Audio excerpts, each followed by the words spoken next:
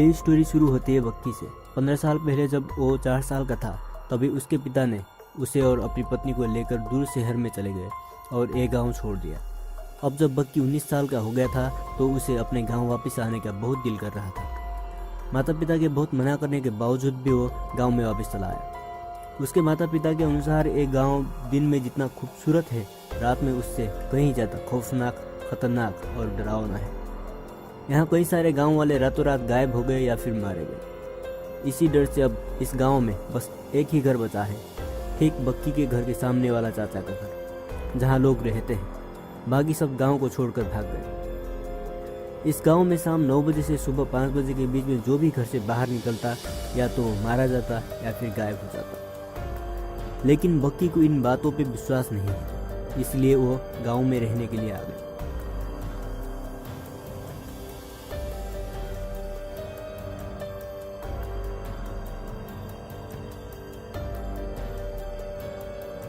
वो taxi reserve करके आया था तो टैक्सी वाला उसे छोड़कर वापस चला गया। अब जब बक्की ने चाचा के घर की तरफ देखा तो चाचा के घर का दरवाज़ा बंद था। शायद चाचा अपने फैमिली के साथ कहीं बाहर घूमने गए थे। बक्की ने अपने घर का दरवाज़ा खोला और घर के अंदर चला गया। कुछ देर रेस्ट करने के बाद वो टीवी देखने लग गया। टीवी देखते देखते रात हो गई और जब उसने टाइम देखी तो रात के 10 बज रहे थे। उसने चाचा के घर की तरफ देखा पर चाचा अभी तक नहीं आए थे। वो फिर टीवी देखने लगा तो कुछ देर बाद बाहर दरवाज़ा खटखटाने का आवाज़ सुनाई दिया। उसे लगा कि शायद चाचा वापस आ गए होंगे, तो मैं घर वापस आ गया हूँ ये जानकर चाचा हमारे घर आए होंगे। इसीलिए उसने टीवी बंद किया और जाकर दरवाज़ा खोला। वो हैरान हो गया क्योंकि वहाँ कोई भी नहीं था।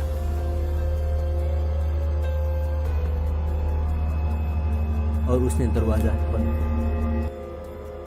अब वो सोने चला गया, पर जैसे ही वो बेड के नज़दीक पहुंचा तो उसे दूसरे रूम में किसी के रोने की आवाज़ सुनाई दी और वो धीरे धीरे उस रूम की तरफ बढ़ा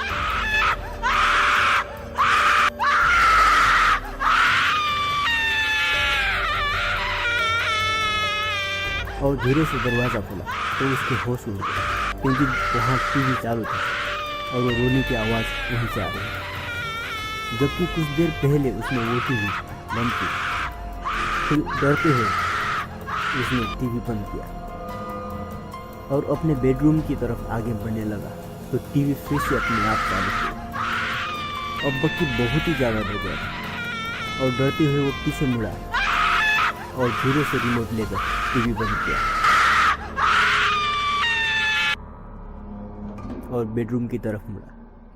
इस बार उसे टीवी करने के अपोजिट कॉर्नर में जो किचन है वहाँ पे कुछ बर्तन गिरने का आवाज़ सुनाई दिया। वो उस तरफ आगे बढ़ा। वहाँ एक बर्तन गिरा हुआ था तो वो उस बर्तन को उठाने नीचे झुका और जैसे ही उसने ऊपर की ओर देखा उसकी डर के मारे आगे कुछ बिल्कुल डरावना खड़ा हुआ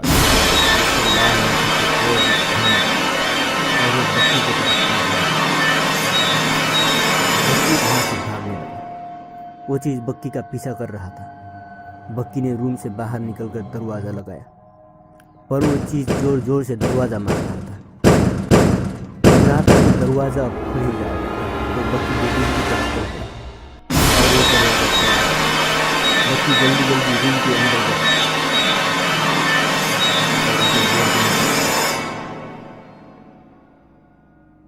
वो चीज़ बक्की के रूम के अंदर आ गया और बक्की को ढूंढने लगा।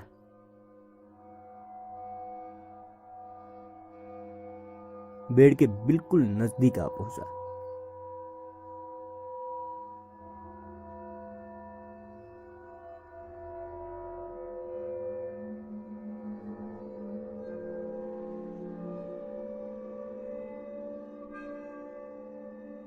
कुछ देर बाद रूम से बाहर चला गया।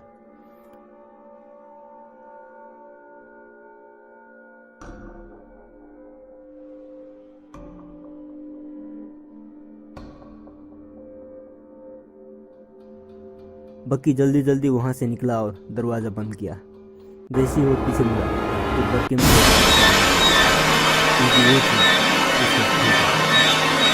अब उसे कुछ समझ नहीं आया और क्या नहीं, तो वो जैसे तैसे भागने लगा और वो चीज़ उसके पीछे पीछे आने लगी। बक्की आगे आगे भाग रहा था और वो चीज़ उसके पीछे पीछे आ रही थी।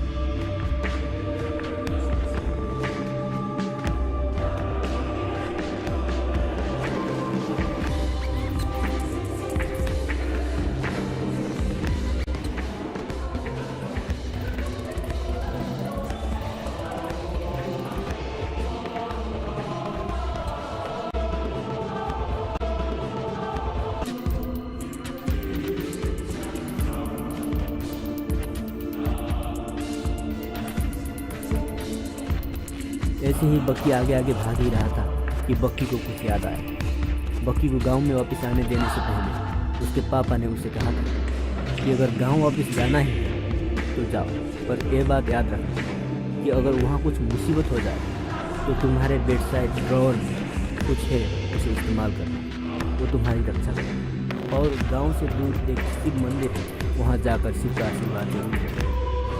जब बक्की को ये बात याद आया तो वो जल्दी जल्दी उस ड्रॉअर की तरफ भागा। ड्रॉअर खोला और उसमें जो चीज़ थी उसे बाहर निकाला। उस चीज़ को देखकर वो डरावना राक्षस डर के भागने लगा। ड्रॉअर में जो चीज़ थी वो एक शिवलिंग थी और बक्की उसको लेकर उस राक्षस के नज़दीक पहुंचा। राक्षस से टच करवाया तो राक्षस आग में जलने लगा और देखते ही देखते उसका खात्मा हो गया। फिर रूम में लाइट वापस आ गई और वो आराम से सोने चला गया।